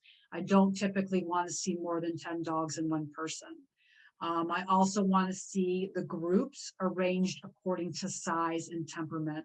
I never want to see very large dogs and small dogs in the same general area. And again, what we were talking about, incorporating rest breaks. This is an example of what can go wrong in a doggy daycare. And this was an example we saw before of the perfectly healthy social interaction, but look here what's happening. There's something called social facilitation in dogs, and which basically means that if a conflict does happen, that intensity can escalate very, very quickly as other dogs start to join in. And this little, see how tucked his tail is? The only thing I'd like to say is this dog here on his right, that kind of husky looking mix, he definitely had his back. So that was a really nice thing. It's kind of like when Maria does these things with me, I feel a little bit more secure because she's right there by my side. But this dog absolutely had his back in this situation, which was really nice to see, because it could very easily turn into a much more dangerous situation. All right, so my dog wants to play, now what? You have a dog that's socially interested, doesn't have conflicts with other dogs. If you want to be super conservative about the pairing, I would say match them according to size. I would say make sure that the other dog has a solid social history with unknown dogs. And that would be what we call a bomb-proof dog. So typically when trainers refer to a bomb-proof dog, essentially what that means is that dog has more doggy friends that they could ever count. That's what a bomb-proof dog is. The other would be that especially if your dog's young, I would lean more towards dogs that are less than 2 to 3 years of age, because what do we know about dogs that are young and have not reached social maturity? Usually play is pretty high on their priority list, and they're going to be really interested in social interactions. And then I try, if I could, this is definitely not like written in stone, but typically opposite sex pairings are a little bit more conservative. From opposite sex pairings, then we have male to male, and then we have female to female, that sometimes more often or not results in conflict. Again, not written in stone, but if you want to be super conservative, I would say start off with an opposite sex pairing. So what about if you take your dog to a dog park and you notice that he starts walking the perimeter, actively avoiding dogs, snarks dogs off when they can approach him? Does he need to be rehabilitated? And the answer is no. The answer is your dog probably has other interests that he'd rather pursue. So the example I give to people is if I have a friend that likes watching Marvel movies, and I might be the only person in this planet that doesn't like Marvel movies. In fact, the mention of going to a Marvel movie and sitting for 2 hours, the only way I would ever do it is if you were to buy me an extra large popcorn with butter, you had a Diet Coke, and then goobers to go along with it. Okay. And then you probably have to take me out for dinner afterwards. It's just not my interest. It doesn't mean there's something wrong with me. It means that it's not my interest to go to a Marvel movie. Same thing with dogs, especially with toy breeds I've found, not sometimes really interested in play with other dogs. Doesn't mean there's anything wrong. Absolutely doesn't mean that we should force social interactions on that other dog. It just means that we have to find out what exactly that dog likes to do and think about what their interests are and then fulfill their physical and mental needs via that. So an example would be maybe a ball happy dog, or maybe a dog likes to do scent work, or maybe they like to do agility. The other thing I would tell you is with working breeds, um, um, typically if they're doing their thing, like if you go to the dog park and you have a dog that's obsessed with balls or play, and you start throwing the ball and another dog comes over to that dog to socially engage and he snarks them off, usually what that is not, I'm not interested in play generally. It is, I'm doing my thing, leave me alone. So just be aware of that. And it's very typical with working breeds, because usually them doing an activity or a thing, and my trainer friend Erin will attest to this, who has an agility dog, that will take priority over anything else, is their ability to do their thing. Okay, so just keep that in mind. So what are our options with dogs that can't socially interact with other dogs? The short answer is there's plenty of them. I love the Facebook Canine enrichment group because it gives people a lot of DIY options. But a perfect example would be if a dog likes to dig, get a Mr. Turtle pool or a plastic pool or even a litter box and hide toys or treats in it and let him do that. Dogs have what we call species typical behaviors. Digging is one of them. Chewing is another one. Just incorporate species typical behaviors in their enrichment. Snuffle mats, I absolutely love. Licky mats is another one. Intense games, walks on their own are not going to fulfill your dog's physical needs. They are merely an opportunity for them to sniff and explore their environment. I always encourage people to incorporate really intense games of things like fetch, flirt pull, tug. Those are going to be the things that fulfill your dog's physical needs. And then another thing about enrichment is change it up. Novelty absolutely matters. Having a house full of 100 toys all the time, I would encourage you to take 5 of them, put them in a Ziploc bag and rotate them. Novelty absolutely matters, and incorporating all their senses as well. So vision, scent, smell, touch, taste. Those are all the things that you can include in a dog's enrichment schedule. All right, so now we've got questions. Was that in time, Maria? I don't know. I don't know what the time was, but Oh. I've been monitoring the chat and we had some amazing questions coming through the chat. So let me go ahead and get you started on the first one. And it's, how do you know when puppies are playing too rough and how to intervene? Okay, so we reviewed that a little bit when we were talking about consent tests. So especially with puppies, some puppies enjoy the rough and rowdy play and some don't. So the first thing I'd have you do is when you're looking at that play is number one, are there breaks? Do you see some breaks in play? The other thing what we were talking about, remember what we were talking about when implementing consent test, is that you're ever unsure, take the dog that you think is the perpetrator. So if they're wrestling with each other, it would essentially be the dog on top. Physically remove them and let that dog that you think is the victim, or the dog that was on bottom that you're not sure if they're enjoying that interaction, and let them vote with their feet. If they come back for more, meaning if they move towards that dog for more social time, you have your answer. You've let that dog vote with their feet and they've said yes. By the same token, if you've removed that dog from play and the other dog has now moved away and has chosen not to socially interact again, you've also got your answer. In that case, I'd absolutely give that other dog space. You can put them behind a barrier. You can give them some time in another room, but I'd absolutely give them some space. Always letting dogs vote with their feet is key.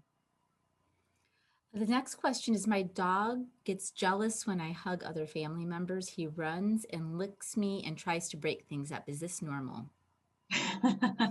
So one thing we know about dogs, as far as cognitively, is that we actually have no evidence that they're capable of what we call secondary emotions. And primary emotions are things like sadness, fear, anger, anxiety. Those are all primary emotions. We don't have any evidence that they're capable of secondary emotions. So for instance, if a dog was capable of feeling jealousy, that we know that they'd have a basic understanding of what's fair and what's not fair. And we don't have, not to say that they can't, but the data doesn't yet suggest that they're actually capable of secondary emotions. And jealousy and guilt are also a secondary emotion. So what I would say in any time that you're seeing concerning behavior is that you take that behavior and you look at what happens after it, and then you look at what happens before it. Because dogs absolutely do what works, and if something doesn't work, they quickly abandon it. So if there's something absolutely that's driving that dog's behavior, and the other thing, and if you're totally unsure about it, or if it's really concerning, you can hire a qualified trainer, but it's something that I would have to absolutely see in the home in that context to figure out what exactly is driving that dog's behavior, because there's something that's driving his behavior. And my guess is it's probably not, the underlying emotion is not jealousy, if that makes sense. Next question is, my pit mix's mouth is always closed unless panting heavily. Is this okay? I've actually seen that with a couple of dogs, and what I say to people, and sometimes it's just their normal mouth position is closed. I actually had a client dog that I saw that in. I'm like, have you ever noticed that your dog's mouth is like never open? And she's like, yeah, do you think that's weird? And I'm like, no, it's probably just your dog, but it was definitely something that I noticed. And what I would say to that would be that then we know that that mouth position is not going to be a good indicator for you in regards to how relaxed or not relaxed he's feeling in a given environment. So what I would do is start to monitor him and do what we call a day in the life study. And all a day in the life study is essentially watch and observe your dog in different contexts. What does his body language look like when he's relaxed, when he's socially engaged with people or other dogs, when he's excited, when he's frustrated? And then start to rely on the other signs. What's the ear position look like? Is his brow really nice and smooth, or is it wrinkled? What's his tail position look like? Is it at baseline? Is it above spine level? Is it tucked? And then start to just realize that you're gonna have to rely on other body language indicators in regards to assessing his emotional state. But it's nothing that I would worry about. I've actually seen it in a few dogs. If it's, I wouldn't be concerned about it. My dog loves to play with other dogs, but has a tendency to bark at dogs to make them play with her. How do I train her not to bark at other dogs? Okay, so we see that a lot of times with dogs that are frustrated. And frustration can sometimes actually can very much look like aggression. And very often I tell Marie, we know this from Reactive Rover, is I always tell people when they describe their dog's on-leash behavior that I can absolutely not tell you what your dog's underlying motivation is just by looking at their on-leash behavior, because frustration can absolutely look like aggression. So oftentimes what we'll see with dogs that are playing is if that dog's not reciprocating, then we'll sometimes see that dog get frustrated. And frustration can manifest typically a lot of times with barking. And I think you probably saw it in that video where the dog did the play bow. The other dog did not do anything, did not move into play, and he started barking out of frustration. So I would do is preemptively give end play sessions off on a high note. So when that dog is, when they're socially interacting and playing, I'd give them breaks, but I definitely end it off before your dog reaches the point of frustration, because if it happens over and over again, then you're just basically reinforcing that behavior. So I'm not sure if it's happening in the context of a dog park or if you're arranging these play sessions, but also recognize that not every dog is going to have the same social needs as your dog. So very often when people have resident dogs and they go ahead and adopt a puppy, and that puppy is basically really wants social time with other dogs, and they're constantly pestering that resident dog for play opportunities. If that's the case you're talking about, what I always recommend people do is give that older resident dog the space they need to relax when they want to, and then start arranging other play opportunities with social dogs outside of that context, so that your dog's social needs are fulfilled and frustration doesn't ensue. Is running underneath a dog considered an aggressive move? Not, I mean, if there is, are they typically always doing it? Not usually, no. I don't consider, how about you, Maria? I've never seen it as a control behavior. I see it as a form of play, especially Yeah, if I they're in mean, the yard or sometimes they run something. under dogs and you'll see the other dog kind of get loose and floppy and roll over, but no, I don't really recognize it as an aggressive move, or even a, what do you call it? Controlling move. Right. When I have dogs playing, I give them breaks by whistling and they run to me for a sit, snack, and relax. That's really nice. That's I awesome. know, I have a couple of younger dogs who don't take breaks on their own. Is this a good way of teaching them to take breaks, or is this just a management technique? No, absolutely. What I found is teaching a dog a recall off of dog play is a really important thing to do when they're puppies, because one thing we know about puppies is that they usually have, just like children, they have a harder time self-regulating. So if your dog is not taking breaks on their own, I would absolutely install a recall. And just note that when we're doing recalls in puppy class, it wasn't in that video. It doesn't necessarily have to be this like really intensive behavior modification plan. I take like a little squeaker with me, what usually becomes a little salient cue. And what I would do at home is I would start pairing that squeaker with a treat. So it goes squeak, treat, squeak, treat. And then I'd start doing it maybe on walk, squeak, treat. And then what you can do is when you get to the dog park or when they're socially interacting with other dogs, I guarantee you that that squeaker is going to be a lot harder to ignore because it's a salient cue, and you're going to get probably a lot faster recall off play. So this one, our 5-month-old lab has a sister who lives with my parents, and we saw that concerning fight play for the first few weeks. They don't chase, they don't stalk, they just brawl and bite, not loosely. So we haven't let them play for a few months now because we didn't like the play, but we do want them to interact in the future. So can you give us some tips on what steps we should take? Yeah, so in order for me to tell if it was healthy reciprocal play, because sometimes dogs just play rough and rowdy and it's completely normal, I would have to have eyes on it.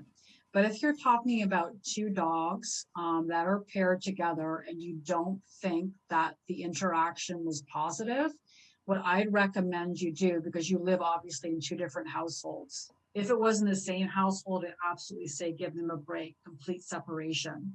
But what I want you to do is have some kind of barrier in place, and then make sure that every time they're actually together in the same vicinity, that super positive things happen. So the easiest way to do that is, let's say you're visiting your parents or your relatives, have one dog upstairs, the other dog downstairs. And when they come together, they both have a work to eat toy and a mat from, through a barrier. or they have their breakfast and dinner together through a barrier on a mat, and just start to foster that positive relationship. The other really highly reinforcing thing for dogs is time outside. Most dogs absolutely love walks. So having them go on walks together from a distance where they're still comfortable and engaged with you is another great strategy to foster positive feelings between dogs. The other thing I would tell you when it comes to dog relationships is if you think you're going too slow, then go slower. It's much easier to go really slowly with dogs versus lose patience and just put them together in a room and things go horribly wrong, because then you've got to actually work on mending a relationship versus fostering positive feelings with each other. My dog self-handicaps during play with bigger dogs. Is that okay? That sounds It's more like a tap out to me, but I'm not sure. Yeah, again, there's a lot of things with play behavior that I absolutely have to see. So I would want to make sure that if it's only with larger dogs, so if you have a small dog and they're rolling over on their side with their belly exposed, with larger dogs when they approach, I want to make sure it's actually not an appeasement gesture. So remember what we were talking about, the difference. So appeasement gestures are avoiding conflict and facilitating a social interaction. So if you want to look for other body language changes in your dog, so what does your dog look like when that larger dog approaches or in that vicinity? What is their mouth doing? Is it open, relaxed, or is it closed? What are their ears doing? Is her body weight shifted backwards or forwards? What does that tail position look like before they approach? If you see some really worried body language from your dog when that big dog is in their vicinity and approaches them, and then you see them go down into a lying position with their belly exposed, more than likely that's an appeasement gesture, not self-handicapping. Not to say that smaller dogs can't self-handicap with larger dogs. We sometimes see that. But self-handicapping usually happens in the midst of play. It doesn't happen during a greeting context. So self-handicapping is wrestle, wrestle, wrestle. That dog goes over to the side and plays with attenuated force. Self-handicapping doesn't happen with, let's say your dog's here, another dog approaches and they go into lying position. That's more of them an appeasement gesture versus self-handicapping. So self-handicapping happens during play. Are displacement signals the same as calming signals? So basically, essentially, I don't like to use calming signals just because there's actually no evidence. I know there was a book written by Turig Rugas in regards to calming signals. I think her theory, and I could absolutely be wrong, was that the dog is attempting to calm the other dog. We don't have evidence whether the function of it is to calm the other dog or calm themselves. All as I know, but yeah, whatever you call it, displacement or calming, it's the same thing. Behaviors that are happening out of context, and the function is to return that animal to baseline. I am not convinced, and there's no data that indicates that the function is to actually calm the other dog in that social interaction, I guess is my point. And what is the size differential that you have as a guide regarding two dogs playing with each other? I mean, usually we always use 25 pounds. It's not to mean that 23 pounds is, you know what I mean, acceptable and 25 is a no-go. I also want to look at play styles and temperament, right? So dogs have absolutely different personalities and temperaments. We have dogs that range from really soft and insecure to dogs that are very confident and very environmentally confident. So just recognize that it's not just about the size, it's also about pairing dogs of similar temperaments, right? Did you get the impulsive dog? This is the dog it barks with the recall to the point she could interact and play appropriately without continued recall? Yep, that's a really good question. So where we ended off with that is we installed a recall, And we had a couple of times where we actually had her interact, but what we quickly realized is she still wasn't able to control her behavior. So the next step is she actually went to a vet behaviorist, where she was again diagnosed with impulsivity, and they did a trial of medication. Her behavior has significantly improved, but unfortunately that's to be continued, because when that happened, everything with COVID came about. So we're hoping to actually continue that training and have a follow-up with her once we can, start kind of working with her at Barks. And what's your advice on leash greetings when one dog is on leash and the other one is off leash? I would avoid it.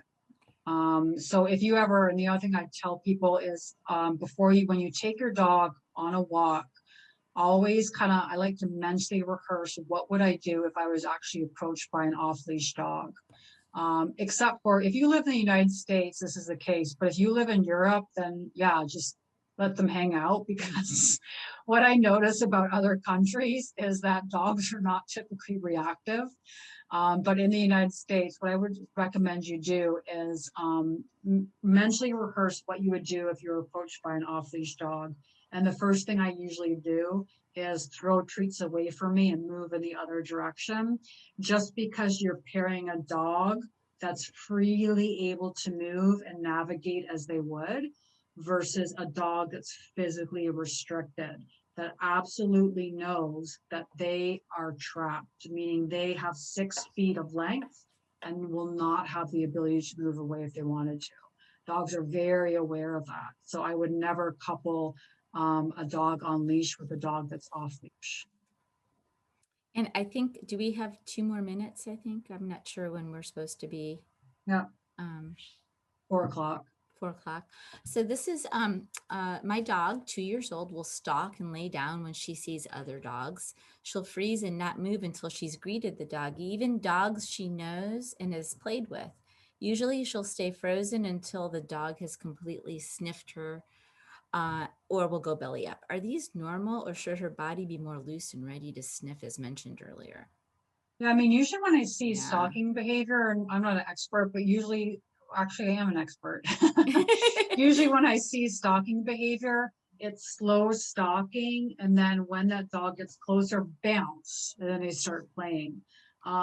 If she's actually motionless when that dog comes over to sniff or investigate, again, I want to look at her early body language changes and make sure that she's actually completely comfortable with that interaction, and note what happens afterwards. Like, does she maintain that stiff, motionless position? The dog sniffs and investigates her, and then what happens? Does she go into play? Does she avoid the dog? That would be really my key indicator regarding, is she enjoying this interaction or is she not? If when that dog finishes sniffing and investigating her and she moves away, then that's already telling me that she was never comfortable with the interaction. And just know as well, in the canine world, normal greeting ritual is mutual sniffing and investigating. It's not always typically one-ended, meaning one dog is sniffing and investigating and the other dog is motionless. Mm-hmm. I know we don't have time, but I'd like to squeeze this one more question in because I really like it. So, well, maybe you can answer it. No, well, and this happens to a lot of people too. When another dog is bullying my dog and the owner isn't doing anything, how can I break it up and tell that dog no? So what are your thoughts on that? So I'm guessing it's in a context, probably like a dog park where you're not familiar with the owner, right? Or the other or person. Maybe you're walking down the street or something and you're in a line, but you're right. A dog park is a good place to. Yeah. So I'm thinking, well, if bullying's happening in that situation, I would think it would probably have to be a dog park with an unknown dog. Mm-hmm. I mean, honestly, because again, remember my bias, I'm more towards high intervention bias and not installing fear in dogs. So if I went to a dog park and a dog was continuing to bully my dog, signal them out for mistreatment, that would be my cue to leave. Even though it feels unfair, right? It's like, I shouldn't have to leave because my dog enjoys the dog park and wants to play, and this other dog is the problem. But a lot of times I've noticed it's kind of like when people have children. I shouldn't say this, I'm going down the wrong path. I'm going to stop that analogy. That was a bad one. It was kind of like if you have a child that's a bully, parents don't typically recognize their child as a bully. So if you're talking to somebody in a dog park and their dog is routinely targeting dogs for mistreatment, more than likely they're not going to appreciate you coming up to tell them that their dog's a bully. Mm-hmm. I would save grace and I would just leave, and just try and figure out a time when that person's not there with that dog. Because every negative social interaction your dog is paying attention to. So when we think about patting dogs, if your dog has spent time and had positive interactions with 50 dogs, and he goes to the dog park one day and gets bullied, then I wouldn't be too concerned about it, right? Concerned enough to where I wouldn't go back there if that dog was there. But if I have a dog that's only has 5 social playmates in his whole life, and he goes to the dog park and he's always getting bullied by this other dog, I would be really concerned. I would want to limit him from that interaction because, again, we have a dog that's not really significantly patted. It's ultimately about safety and having your dog feel safe. Absolutely. I mean, that's if you nail it into one word, it's like, is my dog safe? Does she feel or he feel Yep. safe? And I always tell So, people too, especially with dogs, we work with a lot of people that have reactive dogs. As I always tell people, you are absolutely your dog's best advocate. You make decisions based on your dog's best interest, not in how that other person feels. So for instance, with stranger danger dogs that are concerned about people in their environment, I would much rather err on that person finding me rude and inappropriate when I tell them to absolutely not approach my dog, versus hurting their feelings and having my dog feel really uncomfortable and being in a situation where they have to escalate their behavior in order to get that space they need to feel comfortable in their environment. So you're your dog's best advocate. mhm. So even if it means you have to be rude, I would absolutely do that before I'd intentionally expose my dog to a negative interaction. And just to conclude, for those of you who asked questions that we didn't get to, I am so sorry. There's only 24 hours in a day, and I know we'd be here for hours answering your questions. So thank you so This was much. awesome. Rachel and Maria and everyone had such good questions. If Rachel, did you put your contact info up at all in case people want to work with you or reach out about private sessions? No, but my dog training company is called Pawsitive Behavior Solutions. I'm based out of Baltimore, Maryland, Baltimore City, Baltimore County. My website is www.pawbehaviorsolutions.com. I don't do basic manners. So please don't come to me with your basic manners cases. I am a glutton for fear and aggression. That's what I specialize in.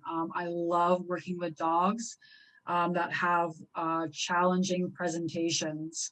The other side of the equation is I also work with puppies. And the reason why I work with puppies is because there's so much you can do when a dog is within that critical period to prevent really more complex behavioral challenges in the future. So basically puppies and fear and aggression is my forte. So if you have any questions, even if it's a follow-up question from this webinar, I know I'm probably gonna not wanna take that back. Yeah. I love talking to Mhm. people about their dogs. So if you do have a follow-up question from this webinar, feel free to contact me. My email address is info, I-N-F-O, @pawbehaviorsolutions.com. I'll be more than welcome to answer your questions. And I know for the basic stuff that Rachel doesn't cover, the Maryland And Maria SPCA will take does. it. No, we have the Maryland SPCA. Yeah. So the Maryland SPCA, Mhm. both me and Maria are trainers there. It's a great organization. Mhm. And our mission is always to prevent the relinquishment to animals to the shelter. And we do a really good job of it. So we have a very competent behavioral department and staff. And we offer everything from reactive rover classes to basic manner classes. We have a puppy pointer series that's online right now. that takes you through everything from preventing resource guarding, preventing separation anxiety, preventing sensitivity to body handling. What are we else missing? We have a separation anxiety module. We have a ton of stuff. Reactive so- rover module too, that can be taken Reactive from rover anywhere. is really popular. So if you're interested in that option, just Google Maryland SPCA and you'll see a training tab. We also do one-on-one coaching for more of the basic things that people need help with. We can help you out there too. Okay. That's So great. Maryland SPCA. Mhm. My behavior Are you manager all will- doing it? What's that? Are you doing any in-person classes right now? We are desperately trying to, so we're hopeful that mid-April, so in the spring, we'll be offering socially distant outdoor classes, and that's going to be our segue into in-person training that we really miss at the shelter. But thankfully, with technology, we've had a great opportunity to train virtually. Yeah, it's Yeah. been a challenging environment. And we've also got, Maria has organized the on-demand behavior Yes. class too. So she might be able to tell you a little bit about that. So it's All-Star Basics, which is everything we've done in our basic training. And it's only $99 and it's 6 modules, hours of video that you can watch whenever you want. So it is a really good deal for what you get. Absolutely. And all the money goes to the shelter. That's right. Yeah, thank you. So Yeah, you can feel good about it. that's right. Well, thank you too. And thanks everyone for attending this.